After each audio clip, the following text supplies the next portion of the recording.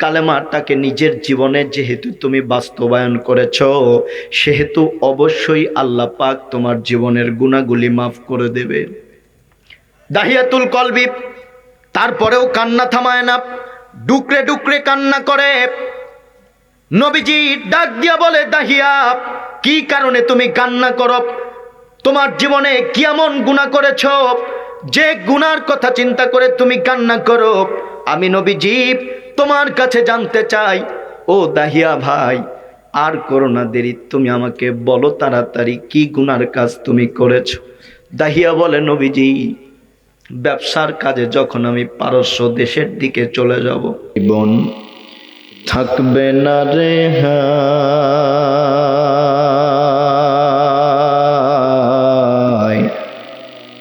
মাটির দেহ মাটির মাঝে মিশবে রে ধোলায়। কিসের টাকা কিসের করি তোমার, কিসের বাহাদুরি,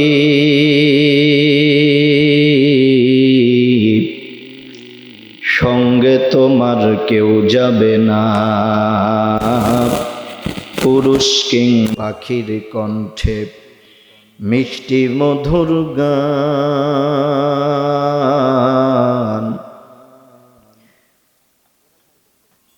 জমিন মাঝে কে দিল রে শস্যই অফুরান। চিন্তা করে দেখ রে মানুষ, এই সব আল্লাহ তাআলার দান। আল্লাহ মহিলাদের জন্যও প্যান্ডেল করা আছে, ঠিক না বেঠিক? পুরুষের প্যান্ডেলে পুরুষ বসে আছে, মহিলার প্যান্ডেলেও মহিলারা বসে আছে। তাহলে পুরুষ প্যান্ডেল এক দল, মহিলা প্যান্ডেল দুই দল। এই যে বাইরে দোকানপাটে রাস্তাঘাটে যারা ঘোরাফেরা করছে, এরা কোন দল? বিবেকের কাছে যদি প্রশ্ন রাখা যায়, তাহলে বিবেক আমাদেরকে এই উত্তরটাই দেবে, পুরুষের প্যান্ডেলে যদি পুরুষ থাকে, মহিলার প্যান্ডেলে যদি মহিলা থাকে, বাইরে যারা ঘোরাফেরা করছে এরা পুরুষও না মহিলাও না, তারা যে কি আল্লাহ পাকি ভালো জানে। কথা বলেন ঠিক না বেঠিক?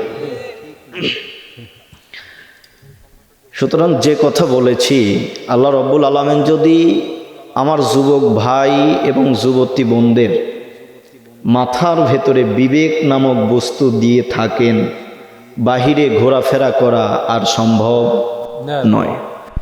তবে মনে রাখবেন, কোরআনের মাহফিলে সবাই বসতে পারে না। কোরআনের মাহফিলে বসার জন্যে তকদিরের প্রয়োজন আছে, ভাগ্যের প্রয়োজন আছে। আপনারা যারা মাহফিলে বসেছেন তারা হলেন ভাগ্যবতী পিতামাতার ভাগ্যবান সন্তান, ঠিক না বেঠিক? আর যারা বাহিরে ঘোরাফেরা করছে, অযথা সময় নষ্ট করছে, এরা হলো অভাগা পিতামাতার অভাগা সন্তান, ঠিক না বেঠিক? প্লিজ আমার দিকে লক্ষ্য করেন, শোনেন। আমি আপনাদের সামনে সেই সিংড়া থেকে এখানে আমার বাপ দাদার গাল গল্প কিচ্ছা কাহিনী বলার জন্য বসি নাই। আপনারাও বাপ দাদার গাল গল্প কিচ্ছা কাহিনী শোনার জন্যে এখানে বসেন নাই। আপনারা যে কিতাব থেকে কথা শুনবেন, সেই কিতাবটার নাম কি? আল কোরআন। কোরআন শোনার কিছু আদব আছে। আল্লাহ পাক বলেন, ওয়া ইযা কুরি আল কোরআন ফাসতামিউ লাহু ওয়া আনসিতু লাআল্লাকুম তুরহামুন। যখন তোমাদের সামনে কোরআন পড়া হবে, কোরআন থেকে যখন তোমাদের সামনে আলোচনা করা হবে, তখন তোমাদের কাজ হবে দুইটা। সকলে বুঝে থাকলে জবাব দেন তো, কাজ কয়টা? দুইটা। ফাসতামিউ লাহু ওয়া আনসিতু, মনোযোগ সহকারে কোরআন শোনা লাগবে এবং কোনো প্রকারের কাজকর্ম করা যাবে না। এই দুইটা গুণ অর্জন করে যদি আমরা কোরআন শুনতে পারি, আমাদের জন্য লাভটা কি হবে? লাআল্লাকুম তুরহামুন, আল্লাহ পাক আমাদেরকে তিনার রহমত দ্বারা বেষ্টনী দিয়ে দিবেন, বলেন সুবহানাল্লাহ। তাহলে কোরআন শোনার জন্যে যে দুইটা গুণের কথা বললাম, বলেন তো দেখি আমাদের অর্জন করার দরকার আছে না নাই? আছে। তাহলে এই দুইটা গুণ আমি যতক্ষণ পর্যন্ত এখানে আলোচনা করব, শুধু আমি কেন, দ্বিতীয় বক্তা প্রধান বক্তা যতক্ষণ আপনাদের সামনে আলোচনা করবে ততক্ষণ আপনাদের কাজ হবে দুইটা। এক নাম্বার মনোযোগ দিয়ে কোরআন শোনা, দ্বিতীয় নাম্বার কোনো প্রকারের কথাবার্তা কাজকর্ম চলাফেরা বাদাম খাওয়া জিলাপি খাওয়া কিচ্ছু করা যাবে না। একটাই কাজ, মনোযোগ সহকারে কি শুনতে হবে? কোরআন শুনতে হবে। ভাই মাইকটা শব্দ করছে খুব, সাউন্ড সিস্টেম ভালো আছে আলহামদুলিল্লাহ, আমার কানে আমি আওয়াজ পাচ্ছি না, মঞ্চে কোনো আওয়াজ আমি পাচ্ছি না। মঞ্চে আওয়াজ দিবেন এবং এই যে ধপ ধপ একটা শব্দ হচ্ছে, এই শব্দটা ক্লিয়ার করবেন প্লিজ, লক্ষ্য করেন। তাহলে আমি বলছিলাম, নবীর প্রতি যদি দরুদ পড়া হয়, গুরুদাসপুর থানা থেকে পুলিশ এসে ধরে নিয়ে যাবে এমন কোনো ভয় আছে? তাহলে জবান খুলে জোরে সোরে মহব্বতে নবীর প্রেমে মাতোয়ারা হয়ে পড়ুন, আল্লাহুম্মা সাল্লি আলা সাইয়্যিদিনা মাওলানা মুহাম্মদ ওয়া আলা আলি সাইয়্যিদিনা হাবিবানা মুহাম্মদ। শোনেন গো বৃকাশবাসী, আপনাদের যাই জানায়া,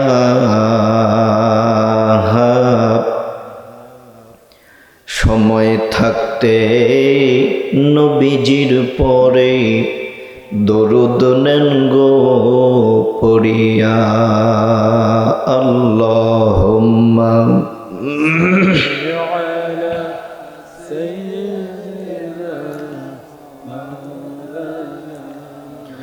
মুহাম্মদ ওয়া আলা আলি সাইয়্যিদিনা।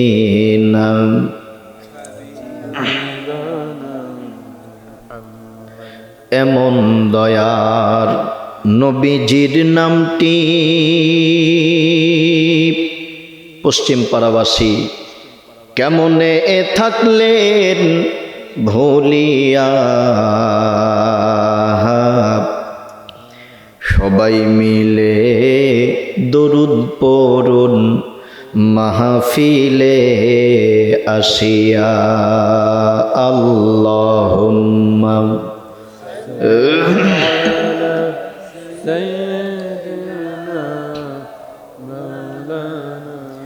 মুহাম্মদ ওয়া আলা আলি সাইয়্যিদিনা।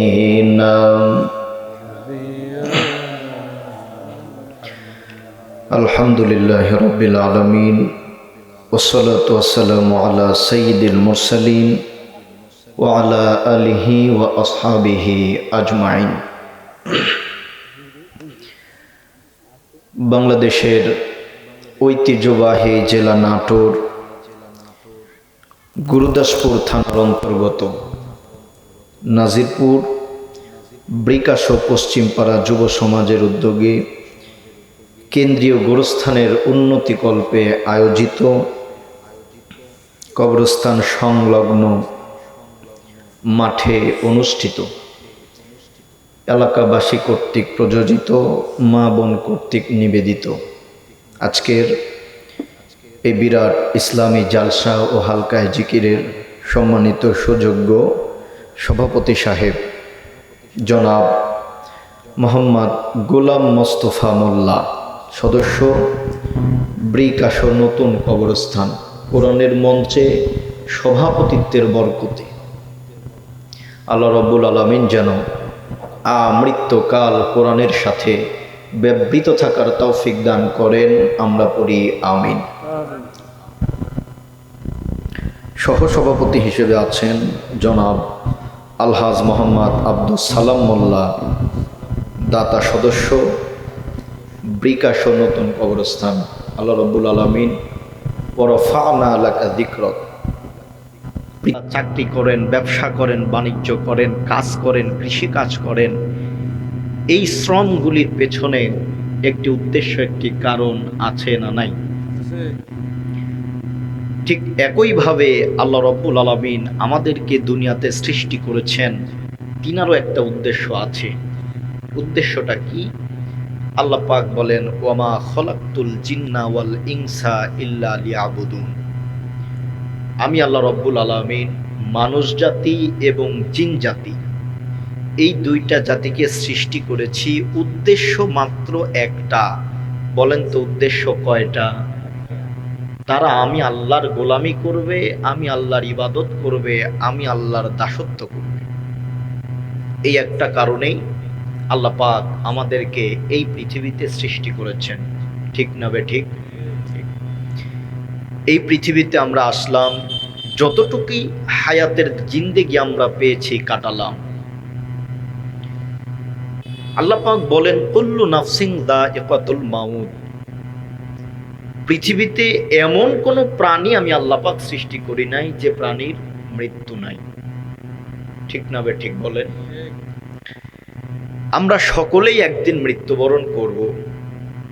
আমি যদি মৃত্যুবরণ করি, পার্থক্যটা হলো আমাকে যে কবরে মাটিতে হবে সেই কবরটা হবে আমাদের এলাকার, আর আপনারা যদি মৃত্যুবরণ করেন আপনাদেরকে কবর দেওয়া হবে এই গুরুস্থানে। ঠিক না বে ঠিক? বলেন। ঠিক। যখন কবর দেওয়া হয়ে যাবে, কবরের পরে আমাদের সামনে আরো একটি জিন্দেগি অপেক্ষা করছে, অপেক্ষাবান। এই দুনিয়াটা হলো ক্ষণস্থায়ী নাকি চিরস্থায়ী? কিন্তু মৃত্যুবরণ করার পরে যে জগৎ আমাদের শুরু হবে, বলেন তো দেখি সেই জগৎ ক্ষণস্থায়ী নাকি চিরস্থায়ী? চিরস্থায়ী। এমন কোনো বিষয় নাই, এমন কোনো বস্তু নাই যে বস্তুর হিসাব আল্লাহ রাব্বুল আলামিন সেই জগতে আমাদের কাছ থেকে নেবেন না। ঠিক না বে ঠিক? বলেন। মৃত্যুর পরে যখন আপনাদের হিসাব শুরু হয়ে যাবে, যারা দুনিয়াতে ভালো লোকদের সাথে চলাফেরা করেছে, ভালো লোকদের সাথে উঠা বসা করেছে, ভালো কাজগুলি করেছে, সেই ভালো কাজের বদৌলতে তাদের জন্যে সেই বিচারে ফায়সালা হবে জান্নাত। এবং যারা দুনিয়াতে খারাপ লোক, যেরকম আজাখোর, গাঁজাখোর, বিড়িখোর, মদখোর, সিগারেটখোর, জুয়াখোর, জেনাখোর, সুদখোর, ঘুষখোর, দুর্নীতিবাজদের সাথে যারা দুনিয়াতে চলাফেরা করবে, ওঠা বসা করবে, বন্ধুত্ব তৈরি করবে, কঠিন কিয়ামতের ময়দানে যখন বিচারের কার্যক্রম শুরু হয়ে যাবে, তখন কিন্তু তাদের এই যে দুনিয়াতে যাদের সাথে তারা বন্ধুত্ব তৈরি করলো, তাদের সাথে হাসর নাসর হবে এবং তাদের ফায়সালা হবে জাহান্নাম। ঠিক না বে ঠিক? বলেন। নবীজি বলেন, মান তাশাব্বাহা বিকওমিন ফাহুয়া মিনহুম। বাংলা কিন্তু একটা প্রবাদ আছে। প্রবাদটা কি? যার সাথে যার মহব্বত তার সাথেই তার কিয়ামত। সুতরাং এটা কিন্তু প্রবাদের কথা নয়, কথাটা হলো হাদিসের। দুনিয়াতে আপনি যার সাথেই চলাফেরা করবেন, যার সাথে আপনি বন্ধুত্ব তৈরি করবেন, কঠিন কিয়ামতের ময়দানে কিন্তু তার সাথেই আপনাকে উঠতে হবে। সুতরাং কিয়ামতের ময়দানে যদি তার সাথেই আপনি ওঠেন, তাহলে বলেন তো দেখি সেই কিয়ামতে আমাদের জীবনটা সুন্দর হোক, এটা কি আমরা চাই নাকি চাই না? যদি চান তাহলে দুনিয়াতে অবশ্যই ভালো ব্যক্তিদের সাথে বন্ধুত্ব তৈরি করা লাগবে। ঠিক না বে ঠিক? এখন আসেন, দুনিয়াতে আমরা কাদের সাথে চলাফেরা করব, কাদের সাথে আমরা বন্ধুত্ব তৈরি করব, কাদের সাথে আমরা মেলামেশা করব, যে কিতাব থেকে আমরা জানবো সেই কিতাবটার নাম কি? এই কোরআনটা কার বাণী? বুঝলাম না। আপনাদের কি খুব ক্ষুধা লেগেছে নাকি ভাবি, দাদি, চাচি আজকে সারাদিন আপনাদেরকে খেতে দেয়নি? বিষয়টা কোনটা? মনে হয় আমার পাশে মা বোন আছে। মা বোন, আপনাদেরকে বলতেছি, আপনাদের স্বামী, আপনাদের সন্তান মাহফিলে এসে যদি আওয়াজ না দেয়, আগামী 3 দিন বাড়িতে ভাত দেবেন না। আর এখানে যদি আপনারা খেয়ে এসে বসেন, সুবহানাল্লাহ, আলহামদুলিল্লাহ, আল্লাহু আকবার, এই আওয়াজগুলি চিৎকার করে দেন। তাবারক আছে, ক্ষুধা লাগবে, এখানে বসে তাবারক খাবেন, পেট ভরবেন, বাসা যাবেন। রাজি আছেন তো ইনশাল্লাহ? সবাই একটু দুই হাত টান টান করেন তো দেখি, সকলেই কষ্ট করে মহব্বতে একটু এমন করে নাড়া দেন, শয়তান যেন পালিয়ে চলে যায়। লিল্লাহে তাকবীর, লিল্লাহে তাকবীর, লিল্লাহে তাকবীর। আওয়াজ হচ্ছে না, এই আওয়াজ দিয়ে আপনারা ময়দানে জিহাদ করবেন? এই আওয়াজ দিয়ে ময়দানে জিহাদ করবেন? আমার তো মনে হয় জিহাদের কথা যখন আপনাদের সামনে আসবে, যদি শীতকাল হয় ল্যাপের কাছ থেকে আপনারা উঠবেনই না। ঠিক না ঠিক বলেন? একটু চিৎকার করে আওয়াজ দিবেন, লিল্লাহে তাকবীর। আল্লাহ রাব্বুল আলামিন আজকের মাহফিলকে আমাদের জন্য কবুল করুন, আমরা পড়ি আমিন।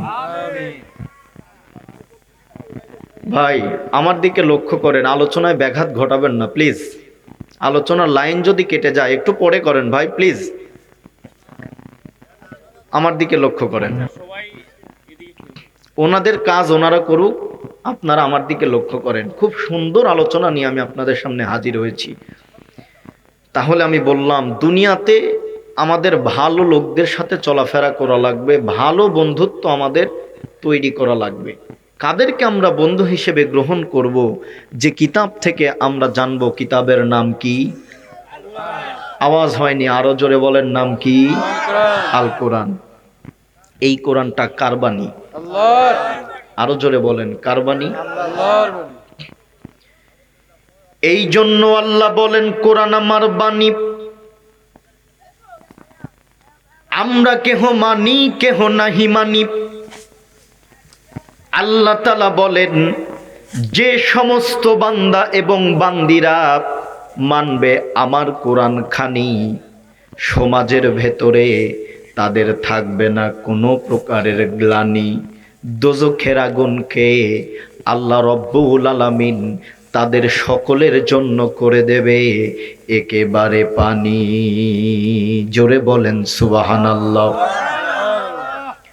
যে কোরআন শুনলে, যে কোরআন মানলে, যে কোরআন অনুযায়ী নিজের জীবন বাস্তবায়ন করলে, আল্লাহ রব্বুল আলামিন আমাদের জন্য জাহান্নামের আগুনটাকে পানি করে দেবেন। বলেন তো দেখি, সেই কোরআনের আলোচনা শোনার প্রয়োজন আমাদের আছে না নাই? আমরা প্রশ্ন করলাম, আল্লাহ দুনিয়াতে কাদেরকে আমরা বন্ধু বানাবো? এই দুনিয়াতে কাদের সাথে আমরা চলাফেরা করব? এই দুনিয়াতে কাদের সাথে আমরা ওঠা বসা করব? তোমার কোরআন থেকে আমরা জানতে চাই। আল্লাহ পাক বর্ণনা করলেন, ইন্নামা ওয়ালিয়ুকুমুল্লাহু ওয়া রাসূলুহু ওয়াল্লাযীনা আমানুল্লাযীনা ইউকিমুনাস সালাতা ওয়া তুনাজ যাকাতা ওয়া হুম রাকিউন। আপনাদের খেদমতে কোরআন থেকে এক একটি আয়াতে কারিমা আমি তেলাওয়াত করব। যখন আমি আমার শাহাদাত আঙ্গুলি দ্বারা আপনাদের দিকে ইশারা করব, তখন আমি ইশারা করব যখন চিৎকার করে আপনারা আল্লাহু আকবারের ধ্বনি দেবেন, তখন এই কর্মসূচি চলবে ততক্ষণ, আখেরি মোনাজাত হবে না যতক্ষণ। রাজি আছেন যারা যারা শুরুতেই একটা বার আল্লাহু আকবার বলে আওয়াজ দেন তারা? আল্লাহ পাক বর্ণনা করলেন, ইন্নামা ওয়ালিয়ুকুমুল্লাহ। এই দুনিয়াতে তোমরা যদি বন্ধু বানাতে চাও, এই দুনিয়াতে কাদের সাথে তোমরা ওঠা বসা করবে, কাদের সাথে তোমরা চলাফেরা করবে, কাদেরকে তোমরা বন্ধু বানাবে, এই কথা যদি কোরআনের কাছে তোমরা জানতে চাও, আমি আল্লাহ পাক কোরআনের ভেতরে বর্ণনা করে দিলাম, ইন্নামা ওয়ালিয়্যুকুমুল্লাহ, এক নম্বরে তুমি যাকে বন্ধু বানাবে সেই বন্ধু হলাম আমি আল্লাহ রব্বুল আলামিন নিজেই। জোরে বলেন সুবহানাল্লাহ। প্রশ্ন করতে পারেন, হুজুর দুনিয়ার দিকে যখন আমরা তাকাই, দুনিয়ার দিকে যখন আমরা দেখি বন্ধু বানানোর নিয়মটা কেমন? চাচার সাথে আমার কোনো পরিচয় নাই, আমি যদি চাচার সাথে বন্ধুত্ব তৈরি করতে চাই, চাচার সাথে ভালোবাসা যদি আমরা আদান প্রদান করতে চাই, তাহলে সর্বপ্রথমে কিছু নিয়ম আমাকে ফলো করা লাগবে। কেমন নিয়ম? আমি সর্বপ্রথমে চাচার কাছে যাব, চাচাকে বলবো, চাচা আপনার নাম কি, বাড়ি কোথায়, কি করেন? চাচাও আমাকে জিজ্ঞাসা করবে আমার নাম কি, আমার বাড়ি কোথায়, কি কাজ আমি করি, আমি কি করি, আমি ভালো ছেলে না আমি খারাপ ছেলে, বলেন তো দেখি। বন্ধু তৈরি করার জন্যে এই বিষয়গুলি জানার প্রয়োজন আছে না নাই? আপনারা যদি প্রশ্ন করেন আল্লাহকে আমরা বন্ধু রূপে গ্রহণ করব, ভালো কথা, কিন্তু আল্লাহ কি জিনিস, কেনই বা আল্লাহর সাথে বন্ধুত্ব আমাদের তৈরি করা লাগবে? আল্লাহর পরিচয়টা কি জানার প্রয়োজন আমাদের আছে না নাই? চিৎকার করে বলেন তো আছে না নাই? আমরা প্রশ্ন করলাম, আল্লাহ তোমার পরিচয় আমরা জানতে চাই, তোমার পরিচয় জেনে তোমার সাথেই আমরা বন্ধুত্ব অর্জন করতে চাই।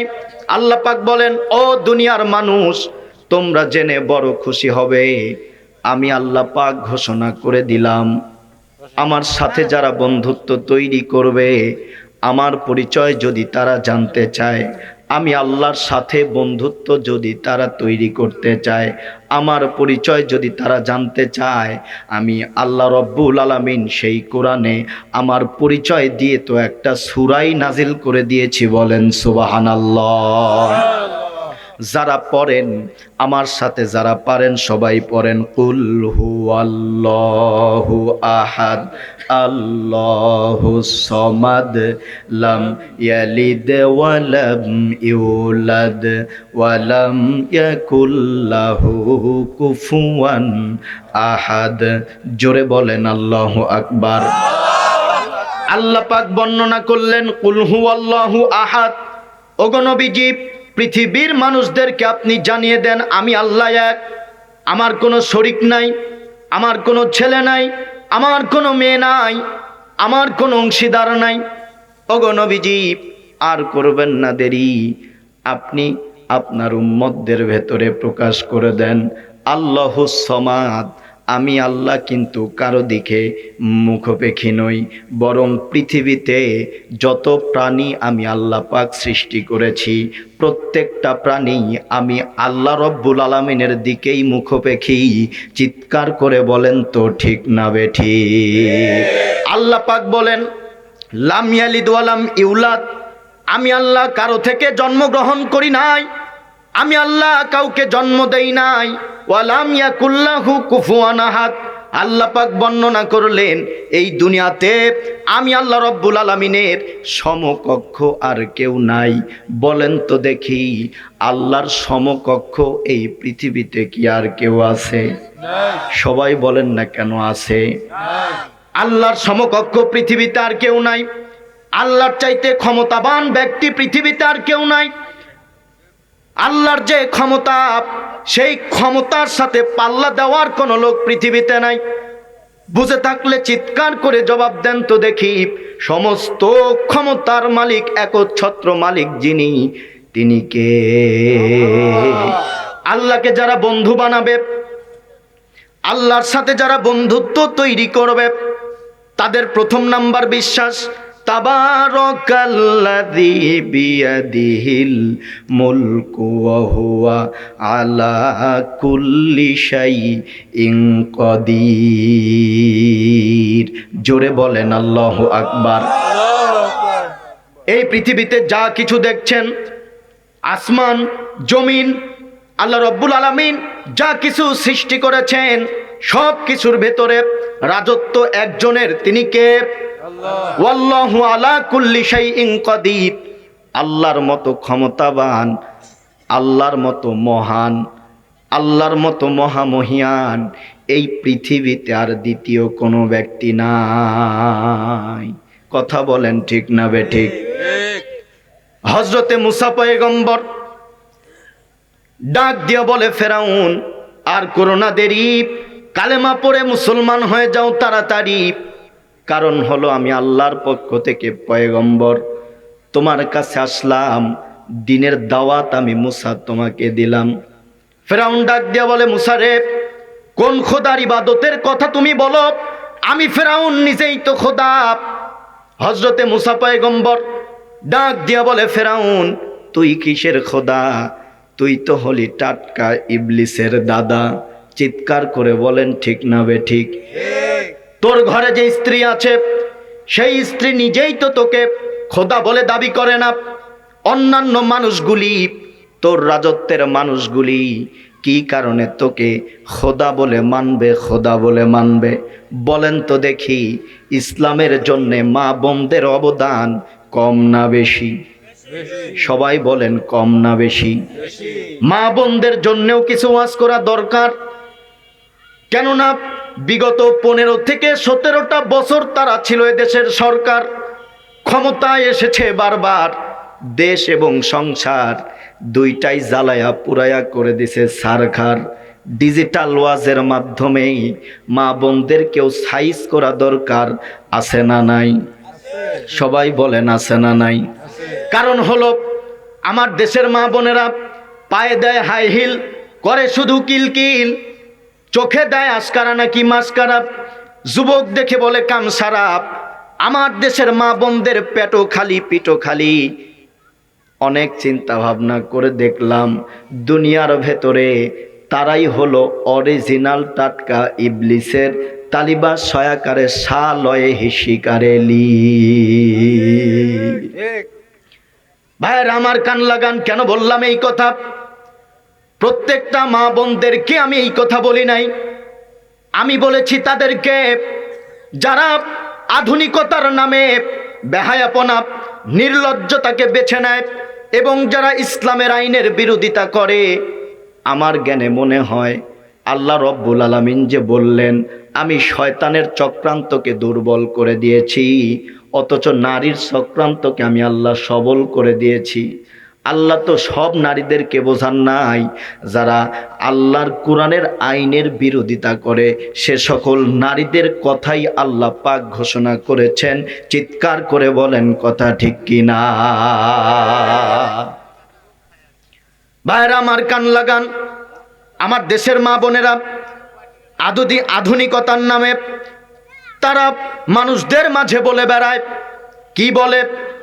ইসলাম তোমাদেরকে ঘরের ভেতরে বন্দি করা শেখায়, ইসলাম তোমাদের অধিকারকে কমিয়ে দেয়, ইসলাম তোমাদেরকে সম্মান করে না, ইসলাম তোমাদেরকে মর্যাদা করে না। বলেন তো দেখি, ইসলামে একজন নারীর মর্যাদা আল্লাহ রব্বুল আলামিন যতটুকু বাড়িয়ে দিয়েছেন, সেই নারীর মর্যাদা ততটুকু বাড়ানো এটা কি অন্য কোথাও সম্ভব? তারা কেন বুঝে না? আধুনিকতার নামে মা বোনেরা মনে করে, আল্লাহ পাক বলেছেন ওয়াকরনা ফি বুয়ুতিকুন্না ওয়ালা তাবাররাজনা তাবাররুজাল জাহিলিয়াতিল উলা। মহিলাদেরকে আল্লাহ পাক বলছেন, মা বোন তোমরা ঘরের ভেতরে অবস্থান করো, বিনা প্রয়োজনে তোমরা ঘর থেকে বের হয়ো না। যদি তোমাদের ঘর থেকে বের হওয়া প্রয়োজন হয় তাহলে গায়ে তোমরা একটি চাদর পেঁচিয়ে নাও। বলেন তো দেখি, ঘোষণা কার? আল্লাহর। অথচ এই আয়াতকে উপেক্ষা করে তারা বলে আল্লাহ রব্বুল আলামিন তাদের অধিকার থেকে নাকি তাকে বঞ্চিত করেছে, তাদেরকে নাকি ঘরের ভেতরে আল্লাহ রব্বুল আলামিন বন্দি রাখার কারণে কথাগুলি বর্ণনা করেছে।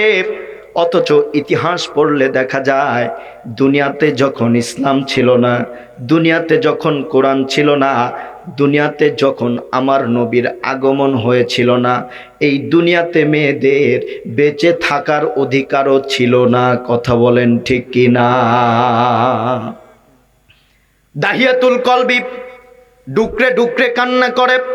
নবীজি ডাক দেয়া বলে, দাহিয়া কি হয়েছে তোমার, কি কারণে তুমি কান্না করো, তোমার কাছে আমি জানতে চাই। দাহিয়া ডাক দিয়া বলে, নবীজি আমি তো কালেমা পড়ে মুসলমান হয়েছি, আল্লাহ রব্বুল আলামিন আমার জীবনের সব গুনাহ কি মাফ করে দেবে। নবীজি বলে, দাহিয়া কালেমা যেহেতু তুমি পড়েছো, কালেমাটাকে নিজের জীবনে যেহেতু তুমি বাস্তবায়ন করেছো, সেহেতু অবশ্যই আল্লাহ পাক তোমার জীবনের গুনাহগুলি মাফ করে দেবে। দাহিয়াতুল কলবি তারপরেও কান্না থামায় না, ডুকরে ডুকরে কান্না করে। নবীজি ডাক দিয়া বলে, দাহিয়া কি কারণে তুমি কান্না করো, তোমার জীবনে কি এমন গুনাহ করেছো যে গুনার কথা চিন্তা করে তুমি কান্না করো। আমি নবীজি তোমার কাছে জানতে চাই, ও দাহিয়া ভাই আর করো না দেরি, তুমি আমাকে বলো তাড়াতাড়ি কি গুনার কাজ তুমি করেছো। দাহিয়া বলে, নবীজি ব্যবসার কাজে যখন আমি পারস্য দেশের দিকে চলে যাব, আমার স্ত্রী তখন ছিল গর্ভবতী। আমি আমার স্ত্রীকে কাছে ডাকলাম, ডেকে বললাম, স্ত্রী রে, তোর গর্ভের সন্তান যদি ছেলে হয় তাকে আদর যত্ন করে লালন পালন করবি, আর তোর গর্ভের সন্তান যদি মেয়ে হয় গলায় টিপ দিয়ে তুই মেরে ফেলে দিবি। এই কথা বলে আমি দাহিয়া ব্যবসার কাজে পারস্য দেশে চলে গেলাম। অনেক কয় বছর পর বাড়িতে চলে আসলাম। বাড়িতে আসার পরে আমি দাহিয়া হঠাৎ করে লক্ষ্য করে দেখি আমার বাড়ির আঙ্গিনার ভেতরে ছোট্ট ফুটফুটে রাজকন্যার মতো একটি মেয়ে ঘোরাফেরা করে। সেই মেয়ের চোখগুলি আমি দাহিয়ার মতো, কানগুলি আমি দাহিয়ার মতো, হাত দাহিয়ার মতো, পা দাহিয়ার মতো, মাথার চুল দাহিয়ার মতো। আমি দাহিয়া চিন্তায় পড়ে গেলাম। স্ত্রীকে ডাক দিয়া বললাম, স্ত্রীর এদিকে আয়, আমি তোকে বলেছিলাম তোর গর্ভের সন্তান যদি ছেলে হয় সেই ছেলেটাকে তুই বাঁচিয়ে রাখবি, আর যদি মেয়ে হয় সেই মেয়েটাকে তুই গলায় টিপ দিয়ে হত্যা করে ফেলবি। আমার বাড়ির আঙ্গিনায় ছোট্ট সেই জান্নাতি ফুলের মতো যে মহিলা ঘুরঘুর করছে, এই মহিলাটাকে আমি দাহিয়া তোর কাছে জানতে চাই। স্ত্রী ডাক দিয়া বলে, স্বামী গো, আমার সন্তান যখন দুনিয়াতে ভূমিষ্ঠ হলো, আমি মা সন্তানের দিকে তাকাতে দেরি হয়েছে, আমার মনে সন্তানের জন্য মায়া জন্ম নিতে দেরি হয়নি। আমি মা হয়ে কিভাবে আমার সন্তানকে গলায় টিপ দিয়ে হত্যা করবে ফেলবো। দাহিয়া ডাক দিয়ে বলে, স্ত্রী রে, আর করো না দেরি, আমার মেয়েকে তুমি সুন্দর করে সাজিয়ে দাও তাড়াতাড়ি। আমি আমার মেয়েকে নিয়ে একটু তার নানির বাসা থেকে ঘুরে আসতে চাই। দাহিয়াতুল কলবির স্ত্রী বুঝতে আর বাকি থাকলো না, আজকেই হয়তোবা আমার ফুটফুটে মেয়েটার জন্য শেষ দিন হয়ে যাবে। সুন্দর করে সাজানো হলো। দাহিয়া মেয়েটার হাত ধরি গুটি গুটি পা পা করে সামনের দিকে এগিয়ে যেতে লাগলো। সামনের দিকে যেতে যেতে নানির বাড়ির রাস্তা থেকে অপর রাস্তায় যখন চলে যেতে লাগলো, ছোট্ট বালিকা জান্নাতি ফুলের মতো যার চেহারা, ডাক দিয়া বলে, বাবা গো, আমার নানির বাড়ির রাস্তা তো এইটা না, তুমি অপর রাস্তা দিয়ে আমাকে কোথায় নিয়ে যাচ্ছ আমি তোমার কাছে জানতে চাই। দাহিয়া করল না দেরি, ডাক দিয়া বলে, মেয়ে, আমি যেখানে নিয়ে যাচ্ছি তুমি সেখানে আমার সাথে সাথে আসো। বহুদূরী মরুর প্রান্তরে যখন নিয়ে যাওয়া হলো, নিয়ে যাওয়ার পরে অনেক বড় একটি গর্ত খনন করলো। গর্ত খনন করতে করতে দাহিয়ার গাল বেয়ে বেয়ে ঘামগুলি টপ টপ করে জমিনে পড়তে লাগলো। মেয়েটি ডাক দিয়ে বলে, বাবা তুমি গর্ত খনন করোই বা কেন, এত কষ্ট তুমি কি কারণে করতেছো বলেন তো দেখি। মেয়েদের অন্তরে বাবার জন্যে আলাদা ভালোবাসা আছে না নাই? আরো জোরে বলেন, আছে না নাই? মেয়ে ডাক দিয়া বলে, বাবা কেনই বা তুমি গর্ত খনন করো, তোমার তো বড় কষ্ট হয়, ঘামগুলি গাল থেকে বেয়ে বেয়ে টপ টপ করে জমিনে পড়ে যায়, কেনই বা তুমি এত কষ্ট করো, তোমার কাছে আমি জানতে চাই। দাহিয়া ডাক দিয়া বলে, নবীজি আমার মেয়ে এত সুন্দর করে করে আমাকে ডেকে ডেকে বলল আমি দাহিয়ার মনে কোনো মায়া জমলো না, আমি দাহিয়ার মনে কোনো ভালোবাসা জমলো না। গর্তটা খনন করা শেষ হয়ে গেল। আমি আমার মেয়েকে নিলাম, গর্তের ভেতরে রাখলাম।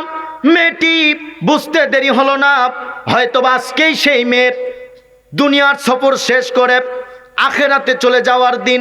মেয়েটি ডাক দিয়া বলে, বাবা তোমার দুইটা হাতও ধরি, তোমার দুইটা পাও ধরি, তুমি কি কারণে গর্ত খনন করেছো? কেনই বা তুমি এই গর্তের ভেতরে আমাকে ফেলে দিয়েছ? আমি বুঝতে পেরেছি। বাবা গো, আমি তোমার দুইটা পা ধরে বলি, যতদিন পর্যন্ত আমি মেয়ে দুনিয়াতে বেঁচে থাকবো, আমি তোমাকে বাবা বলে পরিচয় দেব না, আমি তোমাকে নিজের পিতা বলে পরিচয় দেব না।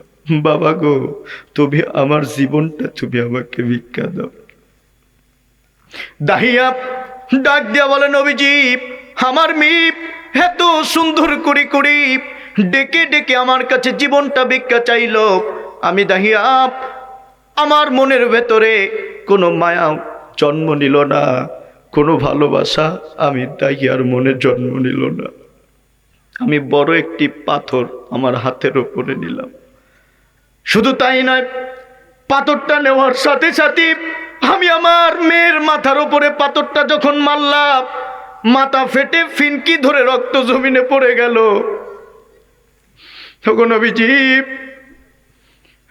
রক্তগুলি আমি বাবা দেখলাম, আমি বাবার মনেও কোনো মায়া হলো না, কোনো দয়া হলো না। নবীজি মেয়েটাকে আমি হত্যা করে বালু চাপা দিয়ে সেখান থেকে চলে এসেছি। আমি দাহিয়া আপনার কাছে জানতে চাই, আমি আমার মেয়েকে হত্যা করে ফেললাম, যদিও কালেমা পড়েছি, যদিও তওবা করেছি, আল্লাহ পাক কি আমার এই জীবনের গুনাহটা মাফ করবে? দাহিয়াও কান্না করে, নবীও কান্না করে। নবীজি ডাক দিয়া বলে, দাহিয়া যেহেতু তুমি মুসলমান ছিলে না, কালেমা পড়ার পূর্বে তুমি তোমার জাহিলিয়াতের কারণে কন্যা সন্তানকে ধ্বংস করে দিয়েছ, কালেমা পড়ে তওবা করার কারণে তোমার জীবনের গুনাহ আল্লাহ মাফ করে দেবে। তবে কথা হলো, নবীজি তখন থেকেই তো আইন পাশ করে দিলেন, এই পৃথিবীতে যত কন্যা সন্তান জন্মগ্রহণ করবে, আর কোন কন্যা সন্তানকে জীবিত হত্যা করা যাবে না। বরং নারীর মর্যাদা, কন্যা সন্তানের মর্যাদা আল্লাহ কেমন বৃদ্ধি করলেন। যে ঘরে আল্লাহ রাব্বুল আলামিন একটা কন্যা সন্তান দান করেন, সেই ঘরে আল্লাহ পাক একটা জান্নাত দান করেন। শুধু তাই নয়, দুইটা কন্যা সন্তান যে ঘরে আল্লাহ পাক দান করেন, সেই ঘরের পিতা মাতার ভাগ্যে আল্লাহ রাব্বুল আলামিন দুইটা জান্নাত দান করেন। যে ঘরের ভেতরে তিনটা কন্যা সন্তান আল্লাহ রব্বুল আলামিন দান করেন, সেই পিতামাতার কপালে আল্লাহ রব্বুল আলামিন তিনটা জান্নাত দান করেন। এমন করে করে যতগুলি কন্যা সন্তান সেই পরিবারে জন্মগ্রহণ করবে, ততগুলি জান্নাত পিতা মাতার কপালে লিপিবদ্ধ করা হবে। তাহলে বলেন তো দেখি, নারীর মর্যাদা ইসলামে কম না বেশি? সবাই বলেন, কম না বেশি? সুতরাং মা বোন, আপনাদেরকে বলি, ইসলামের বিরোধিতা করবেন না। ইসলাম আপনাদেরকে ঘরের ভেতরে আটকে রাখার জন্য পর্দা করার কথা বলে না। কারণ ইসলাম যদি না আসতো, দুনিয়াতে আপনারা বেঁচে থাকার অধিকারই পেতেন না।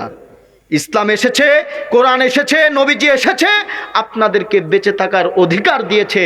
সুতরাং আপনাদেরকে আল্লাহ মিষ্টি করে তৈরি করেছে বিধায় আল্লাহ রব্বুল আলামিন আপনাদেরকে পর্দা করার কথা বলেন, ঘরের ভেতরে থাকার কথা বলেন। মুরব্বীর কাছে একটি প্রশ্ন করি, মনে করেন আপনার কাছে 10 ভরি স্বর্ণ আছে, সেই স্বর্ণটা আপনি কোন জায়গায় রাখবেন? কি ব্যাপার, এই আকাশে কি মেঘ ডাকতেছে নাকি? মাইকে জি জি আমি দিচ্ছি। ও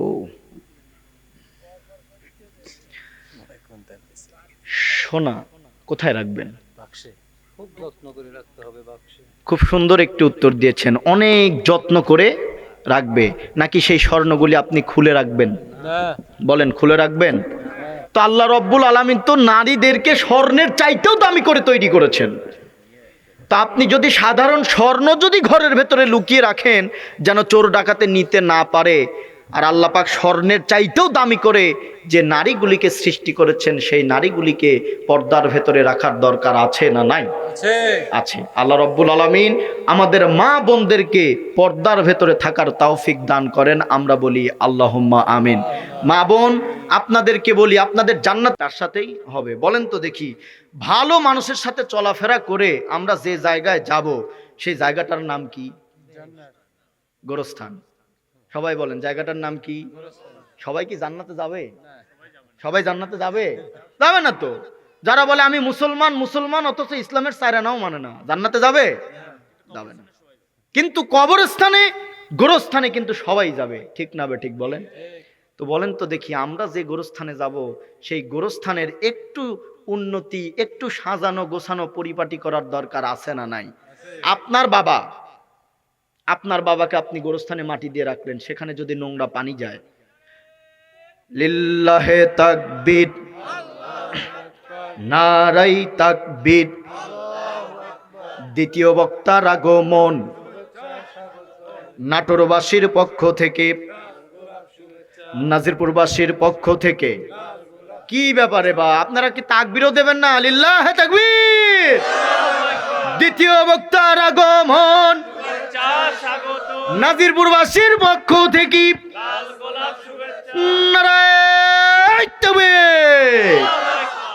সম্মানিত ভাইরা, দ্বিতীয় মেহমান চলে এসেছে, তিনিও কোরআন থেকে খুব সুন্দর আলোচনা করেন, আপনারা শুনবেন। আমার দিকে তাকান, আমি যে কথা বলছিলাম আমার দিকে তাকান। সুতরাং সবাই মিলে আমরা কিন্তু গোরস্থানে যাব, ঠিক না ঠিক বলেন? তা আপনার বাবাকে এখানে কবরস্থানে এখানে মাটি দেওয়া হয়েছে, কবরখানে এখানে মাটি দেওয়া হয়েছে। কারণ এই জায়গায় যদি নোংরা পানি যায়, আপনার ভালো লাগবে না খারাপ লাগবে? সবাই বলেন। গোরস্থানে কোনো বাউন্ডারি নাই, তো তার ভেতরে যদি শিয়াল গিয়ে প্রস্রাব করে পায়খানা করে, আপনার ভালো লাগবে না খারাপ লাগবে? তো এগুলোর উন্নয়ন কারা করবে? ওই সিংড়া থেকে আমি এসে করে দিয়ে যাব? প্রশ্নবাদে আমি তো ওয়াজ করব, টাকা নিব, চলে যাব, ঠিক না ঠিক বলেন? তা আপনাদের জিনিসের উন্নতি কারা করবে? বলেন বলেন বলেন, কাদের করতে হবে বলেন? আপনাদেরকেই কিন্তু করতে হবে। ওই গোরস্থানে আপনিই যাবেন, আপনার ছেলেই যাবে, আপনার বাবা যাবে, আপনার চাচা যাবে, আপনার স্ত্রী যাবে। সুতরাং সেই গোরস্থানের উন্নতি আমাদের করার দরকার আছে না নাই? সুতরাং আমার সময় যেহেতু শেষ, কালেকশনের টান আমি দেব না, আমার দায়িত্বটা আমি হুজুরের ওপর ছেড়ে দিয়ে গেলাম। সুতরাং যে কয়জন আমি থাকতে বলেছে তাদের নাম একটু আমি ঘোষণা করে দিচ্ছি। নাম বলা নিষেধ। দেখেন, এই দানটা করেছে কাকে উদ্দেশ্য করে? নাম বলতে নিষেধ করে দিয়েছে। একজন মহিলা 500 টাকা দান করেছে, আল্লাহ কবুল করেন, জোরে বলেন আল্লাহুম্মা আমিন। আল্লাহ তাআলা মোহাম্মদ আব্দুল খালেক সর্দার, আমার বাবার নামে নাম গো, কুসুম হাটি, 1000। এখানে কি উপস্থিত আছে? কে? আপনি? ভাই, আমার বাবার মিতা আপনি। একটু একটু আজকে না, আপনি ঠিক আছে প্রতিদিন প্রোগ্রাম আমি বুঝলাম, আমি বলি 12টা মাসের ভেতরে 50 টাকা করে দিয়ে আপনি 500 পড়াবেন, এক মাসে 50 টাকা করে দিয়ে যাবেন। আমার ইজ্জতটা রাখেন ভাই। আমার বাবার নামে নাম মিতা, 500 টাকা। লিল্লাহে তাকবীর। 1000 টাকা দান করেছিলেন, আমার বাবার নামে নাম বিধায় বলাতে আরো 500 টাকা দিতে রাজি হয়েছে। আর একটু জোরে বলেন লিল্লাহে তাকবীর, চিৎকার করে বলেন মারহাবা। আল্লাহ তাআলা মোহাম্মদ আব্দুল খালেক সর্দার আমার কাকা দান করেছে 1000 টাকা। দুনিয়ায় রাইখেন না কোনো ঠেকা, পকেট কইরেন না ফাঁকা, কবরে থাকবে একা, নবীর সাথে করাই দিন দেখা। চিৎকার করে বলেন আল্লাহুম্মা আমিন, আরো জোরে বলেন মারহাবা। সুতরাং আমার আলোচনার সময় শেষ। আমি যে বিষয় নিয়ে আপনাদের সামনে আলোচনা করতে বসে, কিছুই তো করতে পারলাম না। এই সামনেবার প্রোগ্রাম করলে আমার দাওয়াত দিন, মন ভরে আপনাদের সামনে আলোচনা করবো ইনশাআল্লাহ। সুতরাং আমার জন্য দোয়া করবেন। আমি এতক্ষণ পর্যন্ত আপনাদের সাথে কথা বলেছি সালমান ফার্সি। আমি লেখাপড়া করি আল মাদ্রাসাতুল জামহুরিয়া কামিল মাদ্রাসাতে, আলিম 2nd ইয়ার।